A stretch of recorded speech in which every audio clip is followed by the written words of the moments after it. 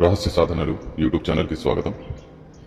ముందుగా అందరికీ 4వ మహావిద్య భువనేశ్వరి దేవి అమ్మవారి జయంతి సందర్భంగా శుభాకాంక్షలు తెలియజేసుకుంటున్నాము.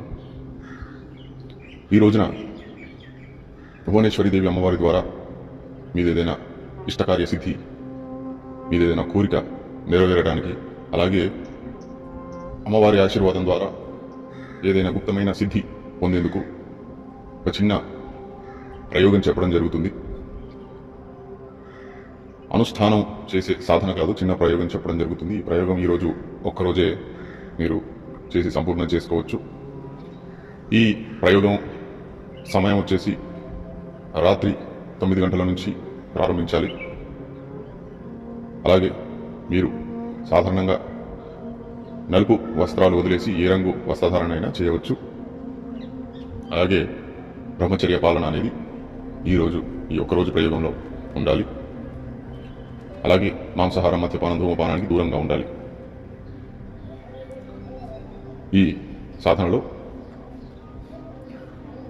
కుంకుమ కలిపిన అక్షింతలు ఉంటాయి కదా, అక్షింతలను చక్కగా వినియోగించి ఎరుపు రంగు బట్టపైన వేసి అష్టాదళ కమలం, దానిపైన ఒక మట్టి దీపాన్ని పెట్టి ఆవు నెయ్యి ద్వారా ప్రజ్వలితం చేయాలి. అలాగే ఆవు పాలతో చేసిన పాయసాన్ని నైవేద్య రూపంలో సమర్పించుకోవాలి. 5 గులాబీ పువ్వులను సమర్పితం చేసుకోవాలి. ఆ దీపాన్ని, ఆ జ్వాలనే అమ్మవారి స్వరూపంగా భావించి చక్కగా ఆ దీపానికి చుట్టూరు పుష్పాలను సమర్పితం చేసుకొని, ఆ తర్వాత మీరు భువనేశ్వరి తల్లి ఈ రోజున మీ జయంతి సందర్భంగా మీ యొక్క మూల మంత్రాన్ని 21 మాలల జపం చేసి మీ మంత్ర ఊర్జా శక్తి పొందాలనుకుంటున్నాను. అలాగే నా ఫలానా కార్యాన్ని సిద్ధింపచేయండి అని మీరు చేతిలో కాస్త గంగాజలం తీసుకొని మీ పేరు, మీ యొక్క తల్లిదండ్రుల పేరు, మీరుంటున్న ప్రాంతము అనేది చెప్పిన తర్వాత మీ యొక్క ఇష్టకార్యం ఏదైతే సిద్ధి కలగాలో, అనగా మీరు కోరుకునే కోరిక ఏదైతే నెరవేరాలో ఆ కోరికను అమ్మవారికి చెప్పుకొని, ఆ తర్వాత ఆ యొక్క జలాన్ని భూమిపైన వేయాలి. అనగా భూదేవికి అర్పితం చేయాలి.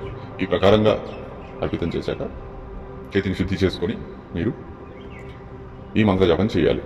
గుర్తుపెట్టుకోండి, ఈ యొక్క మంత్ర జపం అనేది మీరు ఎర్రచందనమాల లేదా రుద్రాక్షమాల ద్వారా చేయాలి, లేదా స్ఫటికమాల ద్వారా కూడా చేయవచ్చు. గుర్తుపెట్టుకోండి, ఇది సాధన కాదు, ఇది కార్యసిద్ధి కోసం చేసే ఒక చిన్న ప్రయోగం. ఉద్యోగ ప్రాప్తికి, వివాహ ప్రాప్తికి, అలాగే సంతాన ప్రాప్తికి, ఏదైనా ఆర్థిక పరమైన అప్పుల బాధలు, ఇంకేవైనా సమస్యలుంటే వాటి నుంచి విముక్తిని కలిగించి, లేదా వివాహపరమైన సమస్యలు, ఉద్యోగపరమైన సమస్యలుంటే మీకు మంచి ఉద్యోగం రావాలి అని కోరుకోండి, వివాహం జరగాలి అని కోరుకోండి. ఈ ప్రకారంగా మీరు మీ చేతిలో గంగాజలాన్ని, కుడి చేతిలో గంగాజలాన్ని పెట్టుకొని మీ పేరు, మీ తల్లిదండ్రుల పేరు, అలాగే మీరు ఉంటున్న ప్రాంతం వివరాలు చెప్పుకొని భువనేశ్వరి అమ్మవారిని మీ యొక్క కోరికను నెరవేర్చమని చక్కగా అడగాలి. ఆ తర్వాత 21 మాలల జపం చేస్తానని ఆ సంకల్పంలో చెప్పుకోండి. చెప్పిన తర్వాత మీ చేతిలో ఉన్న జలాన్ని భూమిపైన వేయండి. తర్వాత చేతిని మళ్ళీ శుద్ధి చేసుకోండి. ఇది ఒకటేసారి చేయాలి, నేను 2 సార్లు వివరించాను మీకు అర్థం అవ్వాలని.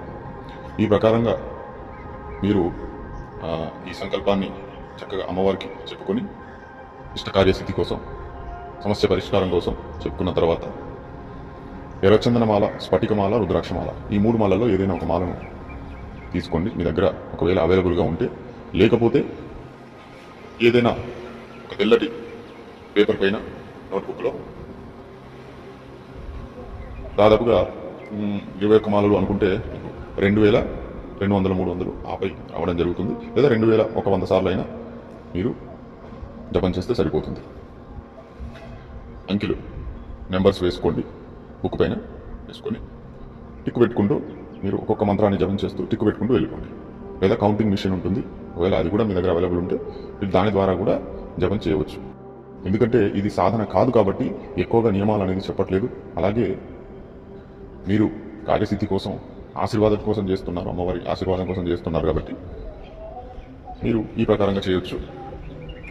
అలాగే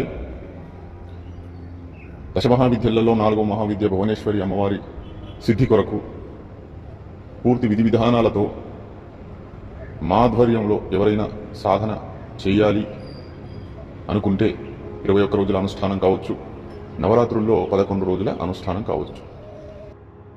మా ఆధ్వర్యంలో ఈ సాధన చేయాలి అనుకునేవారు, భువనేశ్వరి దేవి అమ్మవారి సిద్ధిని పొందాలి సాధన చేసి అనుకునేవారు మమ్మల్ని మీరు సంప్రదించవచ్చు. ఎందుకంటే చాలా విధి విధానాలు ఉంటాయి ఇందులో. ఖచ్చితంగా కలశ స్థాపన ఉంటుంది. అలాగే విధి విధానాలలో కూడా చాలా మార్పులు చేర్పులు వస్తాయి. ఈ చిన్న ప్రయోగం అనేది చేసుకోండి. 21 మాల అనగా మీరు కనీసం 2100 సార్లు మంత్ర జపం చేయాలి. అలాగే జపం చేసిన సమయంలో మీరు ఏం కోరిక కోరుకున్నారు, దేని కొరకు ఈ అనుష్ఠానం చేశారు ఒక రోజుది అనేది ఎవరికి చెప్పకూడదు. సంకల్పం చేసి జపం చేసి చక్కగా ఆ కార్యాన్ని ముగించుకోవాలి. ఈ ప్రకారంగా మరుసటి రోజు మీరు పెట్టిన పాయసాన్ని మీరే ఉదయాన్నే మీరే చక్కగా స్వీకరించండి. ఈ ప్రకారంగా ఈ చిన్న కార్యసిద్ధి కోసం ఈ చిన్న ప్రయోగం అనేది మీరు చేయండి. ఖచ్చితంగా మీకు 41 రోజుల కాల వ్యవధిలో మీకు శుభవార్త, మీరు ఏదైతే కార్యసిద్ధి కోసం సంకల్పం చేశారో ఆ కార్యానికి సంబంధించిన శుభవార్త అనేది మీకు అందడం జరుగుతుంది. మరొక విషయం, మీరు ఏదైనా చెడు కోరిక కోరుకున్నట్లయితే, అది సరైనది కానట్లయితే మీ కోరిక ఫలించదు, గుర్తుపెట్టుకోండి. అలాగే ఈ మంత్ర ప్రయోగంలో ఎలాంటి భయభ్రాంతులు చెందాల్సిన అవసరం లేదు. ప్రశాంతంగా ఈ మంత్ర ప్రయోగం అనేది మీరు ఈరోజు చేసుకోవచ్చు. మంత్రం ఒకసారి నేను చదివి వినిపిస్తాను. అలాగే మీకు వీడియోలో కూడా నేను పెట్టడం జరుగుతుంది. మంత్రం ఈ ప్రకారంగా ఉంది. ఓం హ్రీం శ్రీం క్లీం భువనేశ్వర్యై నమః. జయ మహాకాళి, జయ శ్రీ మహాకాళి.